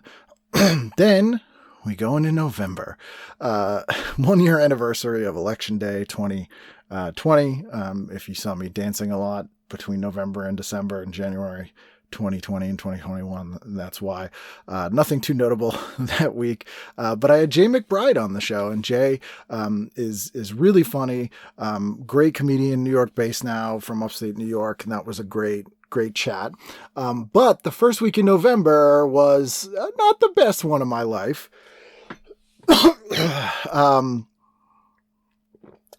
Let's get into the real shit here. Rachel, my wife, has been dealing with, since July or so, this sort of tumor growth in her sinus that they're fairly certain is benign, but they needed to do a biopsy of it. So on Monday, November 1st, she went in to get a biopsy, but her blood pressure went insanely high, so we had to rush her to the ER. We spent all day in the ER getting her blood pressure down, checking her heart and all this stuff. She's been on medication since then to get her blood pressure down. She does have a little bit of heart damage, so we're trying to figure out, what to do with that, which is pretty stressful. But we spent all day in the ER. The next day, was a normal Tuesday. Wednesday, midday, I start feeling awful. And by about 10 o'clock that night, I was in the most pain I've ever been in my life. So I go to the ER after having never been there. So this is twice in a week now. And I have a kidney stone, which I had one when I was in high school. I think I was 16. It hurt. I remember it hurt. But they gave me some hydrocodone and I was fine in a day. I think I played a show with my band that night. Somewhere there's a video of it where I'm totally out of my mind saying really weird stuff. As I've never drank or never done drugs, I have a very low tolerance. But I was in agony. They treated me very well. They gave me some non-narcotic painkiller. They gave me a medication called Flomax, which you can infer what that does. It helps you pee them out, and some fluids, and I went home. Thursday, I kind of struggled. Friday, I was in absolute agony. Excuse me again. I was in absolute agony, like the most pain. It feels like, it starts feeling like you got kicked in the balls. Like it's sort of that radiating, organ pain. And then you get what feels like the worst cramps you've ever had, like the worst diarrhea cramps ever times 100. And then at the same time, it feels like someone's stabbing you in the lower back with like fire needles. So I went back to the ER. So that's twice for me in a week, 3 times in general between my wife and I, because I have to upstage her. And they're like, I had another CAT scan. They're like, the thing's not moving. You're going to need surgery. I've never had surgery in my life. So they set up for surgery Monday. They're like, here's hydrocodone, which is an opioid. Just take this till Monday and then we'll get it out of there. I was in horrible pain for another couple days. Went in Monday, had surgery, which went very well. I have to say, I cannot thank the doctor there enough. I was in and out of there in a couple hours. They put a laser in my pee hole. They broke up the thing. They put a stent in, which I would not recommend. I didn't notice it for a couple of weeks. And then when I had it removed, it was one of the weirdest experiences of my entire life. But I'm okay now. I drink a ton of water anyway, but apparently it's just genetic. My dad gets them all the time, even though he only drinks basically a can of Diet Coke every day. I'm a little overweight. Somewhat pretty good amount overweight at this point. I don't eat horribly. I eat a lot of fruits and vegetables. It's weird. There's specific foods that can help cause them, and they're all like random healthy foods I like tea and spinach and rhubarb. So I have to have dairy with it. It makes it more difficult to lose weight because I really shouldn't have more than 20% of like my meals be protein or meat, because that can build up kidney stones. But kind of the best way to lose weight is to do like a high protein. So it's been not fun. But you know, whatever. I'm fine, concentrating on making sure Rachel's okay. And it's just been kind of a sucky time. So I'm hoping 2020 is better. They don't think I'll get one again. So, you know, just such is life. Also had a COVID test that week because I had to for the surgery. Again, free and clear. Good to know. That week that I had my surgery, Blaine Capatch was on, and Blaine again is another guy that I've known for years and years and years. Really became Twitter friends. Admire his work. Always wanted to have him on the show. Finally was able to make it happen. Super fun episode. He's so funny. Loved talking to him. And then the next week, which is when I had my stent out, which I will spare you the details here, but if you see me do stand up in 2022, I'll probably talk about. I had Shayna Feinberg on, and Shayna is a director, another female director who has done some great stuff, and that was a really great chat with her. Also that week, something I was really looking forward to because we didn't go last year, but the local Shriners do this holiday fair every year, and you know, it's fun. Like maybe 3 years ago we went and Santa was there, and that was, Rachel never sat on Santa's lap. So she did at like age 40, whatever. And we had a picture on his lap and all that. But they do this fun thing where all these different businesses donate decorated trees, like with different themes. And they have, you know, all kinds of fun stuff on them. So there'll be like gift cards and that kind of thing. And they do this whole room with like 75 different trees on display, which is fun to just walk through. But then each one has like a little box in front, and you put raffle tickets in. So they raffle them all off to benefit the Shriners, which is a great cause. So every year I get like $100 worth of tickets, and we walk around and, you know, put the raffle tickets in and look at the trees, and we've yet to win one, but we've done that every year for years and years and years. Last year they didn't have it, so this year we went. They had it again, and I was glad they had it. But man, there was literally 5 trees. I think it took us like 4 minutes. I felt really bad. Wow, I'm getting the music. Sorry about that. That was a weird thing. Like my own show was like, dude, wrap it up. Come on now. They only had 4 trees, so you know we of course put our raffle tickets in, but we still didn't win one. So whatever, good cause. I'm hoping next year, you know, they have they're back to normal with the big holiday festival, because it's always one of those Christmas activities that I really like doing, and an excuse for me to leave the house, because it's legitimately difficult for me to leave the house. I'm a crazy person. I don't know if you knew that. My therapist died in March 2020, and then my interim therapist retired this month. So I'm like, oh my God. I also want to give me my medication, but Jesus, I don't have anyone to talk to. So that's why, again, you're getting the bulk of this. The next week I had Luke Geddes on, and Luke is great. He's a writer, really smart, accomplished guy, and is a listener of the show. And he has a book out, and I just loved having him on. That's a really fun episode. It was also on Allison Rosen's show again that week, Thanksgiving week, which again, really fun. I think I did that show 3 or 4 times this year, and I always love being on Allison's show.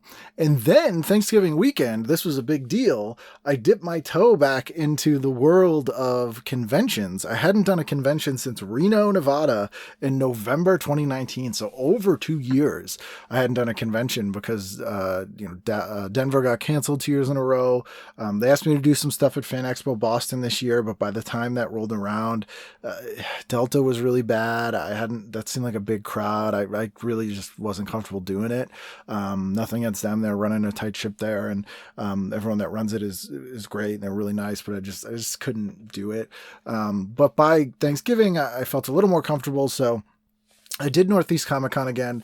They required vaccinations, which was great. I did my first face-to-face interviews since March 2020. Interviewed, I think, like 12 people. 2 of those I released later, which I'll talk about when we get to episode 500 in a couple weeks here. Weeks in the show, not a couple weeks as I'm talking. Got some Boglins from the guy who made Boglins. Got a Supernatural. I've really not been trying to buy stuff because I really need to pay down credit cards and stop spending money. And also just life is short and it feels sort of empty. And I think about how, when I die, just some poor stranger is going to have to go through all this shit and put it in a dumpster. That's depressing.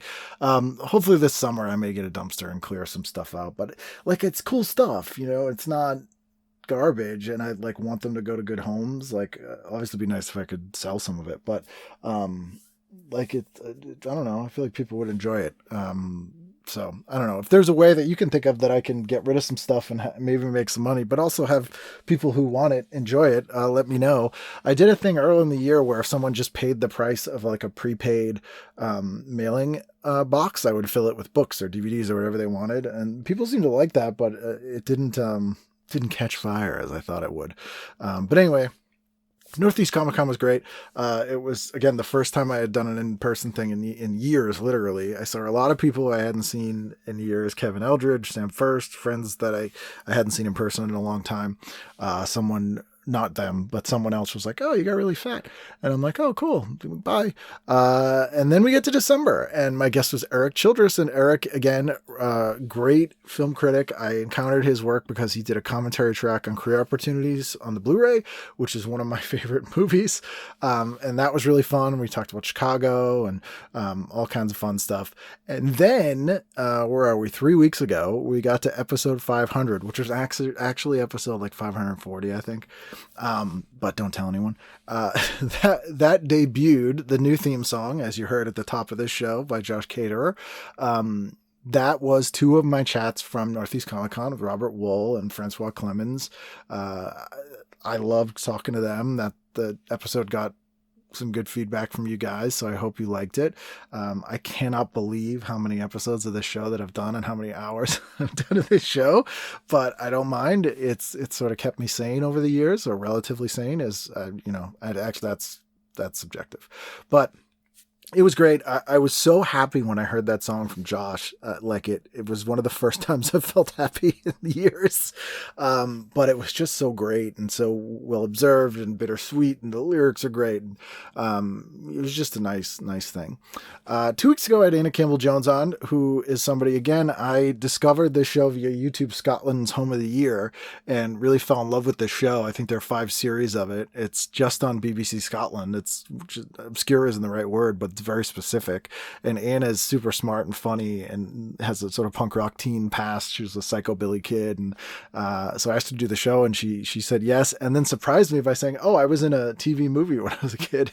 So we found that issue and we talked all about that. And she's super smart and funny and charming and cool, just super cool, way cooler than I am. And that was a nice chat. And then last week was Chip Pope, who was really fun to talk to. He's a smart, funny guy. Charlotte Stein, my friend, introduced us and hooked us up to do the show. So thanks again to her. And that was fun. I got to talk to Chip, and hope you enjoyed that episode. And that brings us to now, New Year's Eve week, where there's this episode where you're talking to me and me alone. Like I said, there's been some scary sort of health stuff. I'm okay. I have an ultrasound in like 2 weeks just to make sure my kidneys are fine. And I'm trying to lose weight. I have a little elliptical that I use, eating that oatmeal again, making my own dried fruits, the whole thing. Working on hopefully getting my wife healthy and hoping she's okay. But that's scary. It takes up a lot of my mind, preoccupies my brain a lot. But I'm still doing the show, and I will continue to do the show as long as I am physically able to. And next week, to kick off 2022, is one of my favorite guests of the, you know what? It's my favorite guest of 2022. But it's a guy named Frankie Frayne, and he's actually a local guy who runs Red Cow Entertainment, which is a thing my friend Giovanni introduced me to. And they're local. They do these Box Mac reviews of Box Mac and Cheese and a bunch of other content. They have a great YouTube channel and a great podcast as well. And Frankie's super funny and talented. And I couldn't believe I didn't know him, which we talk about. He went to Emerson with a bunch of my friends, and somehow I didn't know him. But we had a nice chat, and that's next week. I think you guys will like that one a lot. There's video of that one. If for some reason you want to see me talking to Frankie, I got a new camera, like a super high-end fancy camera. So it looks, like I'm on TV when I'm on camera. So hey, if you guys book, put me on MSNBC, I'll comment on things. I'll even do it without swearing. But you don't have to. But anyway, so I'll have more video. Let me know if there's video. Like if you want to see video, I can do it. I just don't know if people want to see that, but there you go. But Frankie Frayne is great. I really love that episode. You're gonna love that episode next week. And Boxmac, and actually all the stuff that he does on his channel was actually really, really comforting for me and my wife. Actually, in the previous months, we were having a tough time. It was just like really, really nice, calming thing to put on in the background or watch, and is a great distraction. So I'm very grateful for him for doing that show, and I think you would enjoy it as well. It's very fun. But that's next week, so you'll enjoy that. That is it for 2021. Let me know how your year was. Let me know what your plans are for 2022. I should mention, this was actually a big thing. 2 weeks ago, I did stand-up for the first time in 2 years, or a year and a half. Todd Barry and I went out and did 2 shows. We did Vermont, which was nice to meet some of you guys, listeners at that show. And we did Woodstock, New York, where I met some other listeners. Thank you guys for coming to that. But I hadn't done stand-up since March 2020. So Todd and I usually go out every December since like 2009. We'll do like a week or so of shows, which we haven't done in a couple of years, I think since 2019. And so it was nice to go out and do stand-up again. I hadn't, as I said, been on stage in almost 2 years. Went up and winged it and did all new stuff. Talked about my kidney stone. It went over well. People seem to enjoy it. So it was nice to know that I still got it. But still weird. It's weird to go out and do things. Like I said, it's that sort of weird play acting, or like pretending to do the things we used to do is sort of a strange thing. But I was grateful for Todd for having me out, and it was nice to get out and do shows. I don't have anything planned yet for 2022. We'll see. I don't know if people want me to do shows. Maybe I'll do shows. We'll see how things go with the virus and all that. But at least I did it this year. So did my first in-person interviews since March 2020, first stand-up since March 2020. Also means I haven't gone a full calendar year without doing stand-up or doing an in-person review, even though time-wise was more than a year. If that makes sense. Well, not more than a year. I don't know. I'm not good at math, but I'll be back out there. That's my point. And we'll have more episodes coming out. So I wish you guys the best. I hope your 2022 is better. I know it's been difficult. Email me at tvguidancecounselor@gmail.com or ken@icanread.com. Send me a message on social media. Let me know how you're doing. Let me know what your plans are for 2022. Let me know what you'd like to see or hear, or what you're listening to or watching. Always, like I said, like hearing from you guys. I sincerely mean, I feel like you're all my friends. I know there's a lot of you, and I haven't talked to most of you or met most of you, but I appreciate that you listen to the show. I appreciate that you give it to the Patreon. It means the world to me. So that is it. Happy New Year, everybody. And we'll see you again next year for a brand new edition of TV Guidance Counselor. Television.